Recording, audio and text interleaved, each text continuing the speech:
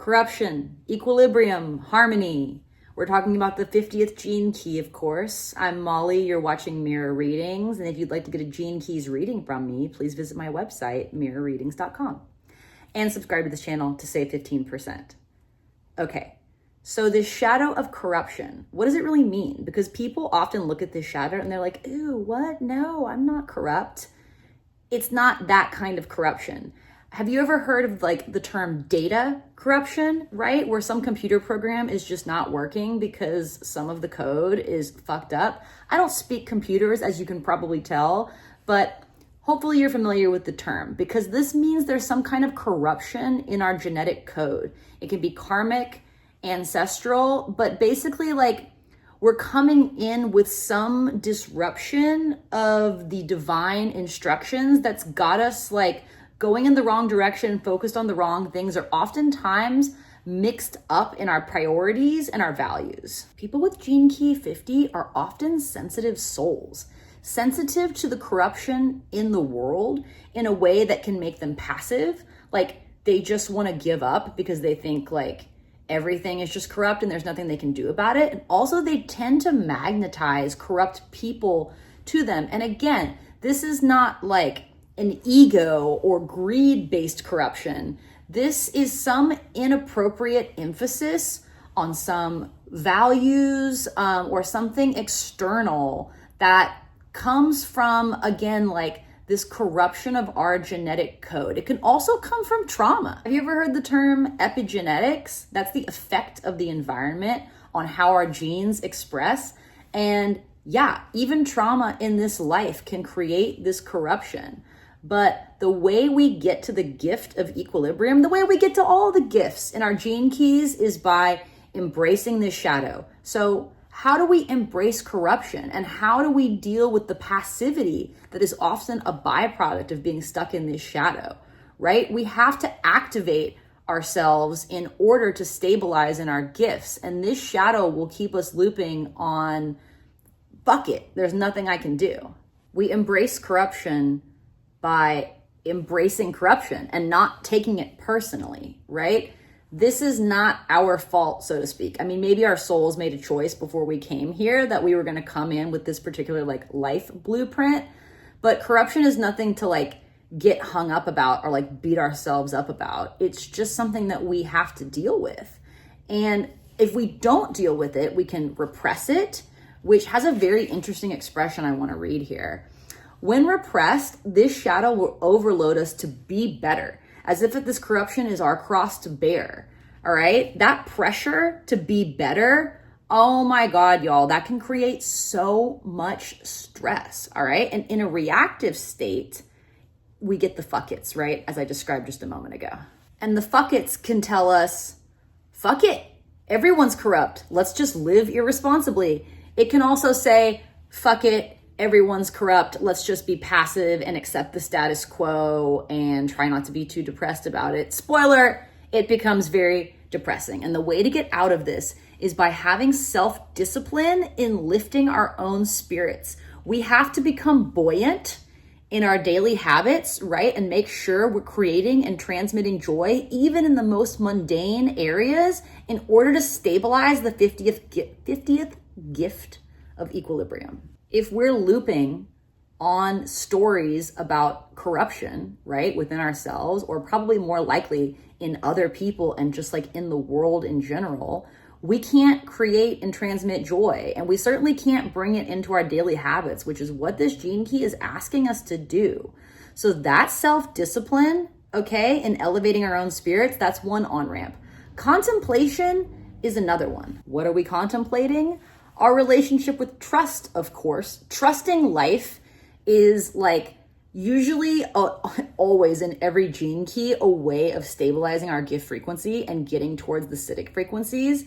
But for real, like contemplating where we are showing trust to life itself, to others, where we're withholding it, where we don't trust ourselves, all of this is going to bring us down the path of equilibrium, because Richard Rudd says that the path of contemplation is the path of equilibrium. Equilibrium is balance, right? It reconciles polarity, whereas corruption will pull us into extremes, right? The extreme of being totally passive or the extreme of just being completely irresponsible because fuck it, right? They're both two sides of the fuck it coin. But what I love about the gene keys is that all of these different frequencies, the shadow, the gift, the city, they're all attitude adjustments, okay? And we can do little things like contemplating our relationship with trust or making sure that we're injecting some kind of joy into our day-to-day habits to adjust our attitudes. Here's another on-ramp to this gift of equilibrium. So many on-ramps. I love this. Intimacy. Intimacy is about being honest with others, but we can't be honest with others until we're honest with ourselves. Okay, so I'm gonna read you a little bit more from my notes here because again, these notes go off. All right, so being honest with ourselves and others about what we're afraid of, what we're feeling, what we want to change is another path to stabilizing this gift of equilibrium because it creates intimacy. No true equilibrium can ever be reached in our relationships until our hidden agendas are revealed. And we always have hidden agendas, okay? If you don't think you have a hidden agenda, you're hiding from your own hidden agenda. And by the way, when we reveal our hidden agendas, right? First, we have to know what they are, but then we share them with others, and then others are inspired to do the same.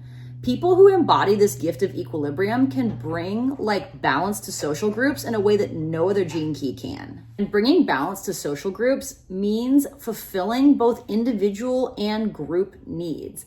But again, creating that space of balance and equilibrium. Balance requires constant readjustment. And in the lower shadow state of this 50th gene key, we can really get caught in like how things should be or how we want them to be, and that they should just be that way and stay that way forever. No, maintaining balance, this gift of equilibrium, requires constant readjustment, which means we constantly have to be generating data. That's where being honest with ourselves and others comes into play. All right, the city of harmony. So very often the cities can present themselves as an obstacle in getting from the shadow to the gift frequency of any particular gene key.